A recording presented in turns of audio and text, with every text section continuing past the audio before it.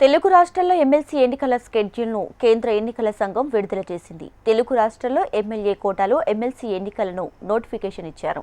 మార్చి 29తో ఏపీలో 5, తెలంగాణలో 5 ఎమ్మెల్సీల పదవీకాలం పూర్తి కానుంది. ఆయా స్థానాలకు మార్చి 3న ఎమ్మెల్సీ ఎన్నికల నోటిఫికేషన్ విడుదల కానుంది. మార్చి 20న ఉదయం 9 గంటల నుంచి సాయంత్రం 4 గంటల వరకు పోలింగ్ జరగనుంది. ఇక అదే రోజు సాయంత్రం 5 గంటలకు ఓట్లు లెక్కించి ఫలితాలు వెల్లడించనున్నారు. ఏపీలో కృష్ణమూర్తి, తువ్వారావు, రామారావు, పరుచూరి అశోక్, తిరుమల నాయుడు, యనమల పదవీకాలం పూర్తి కానుంది. తెలంగాణలో మహమ్మద్ అలీ, సత్యవతి రాథోడ్, సేరి సుభాష్ రెడ్డి, మల్లేశం, మిర్జా రియోజుల్ హసన్ పదవీకాలం కూడా పూర్తి కానుంది.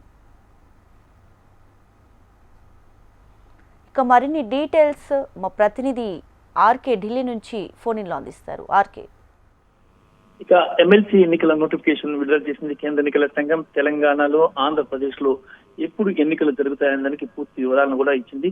మరి తెలంగాణలో 5 స్థానాలకు, ఆంధ్రప్రదేశ్ లో 5 స్థానాలకు ఈ ఎన్నికలు జరగబోతున్నాయి. మార్చి 3 నోటిఫికేషన్, అలాగే మార్చి 20న ఎన్నికలు, మరి సాయంత్రం 4 గంటలకు వరకు ఎన్నికలు జరుగుతాయి. మరి అదే రోజున ఇక ఫలితాలు కూడా రాబోతున్నాయి.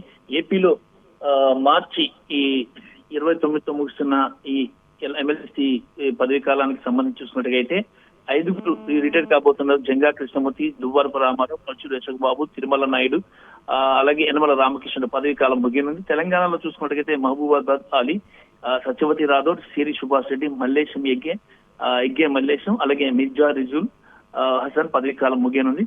మరి వీటి అన్నిటి కూడా అటు 5 ఇటు 5 అంటే ఆంధ్రాలో 5, తెలంగాణలో 5 కొత్త ఎమ్మెల్సీలు రాబోతున్నారు. మరి ఏపీలో కూటమికి 5 ఎమ్మెల్సీ స్థానాలు దక్కనున్నాయి. అలాగే తెలంగాణలో కాంగ్రెస్ కి 4 స్థానాలు, బీఆర్ఎస్ కి 1 స్థానం దక్కనుంది. Right RK, thanks for the updates.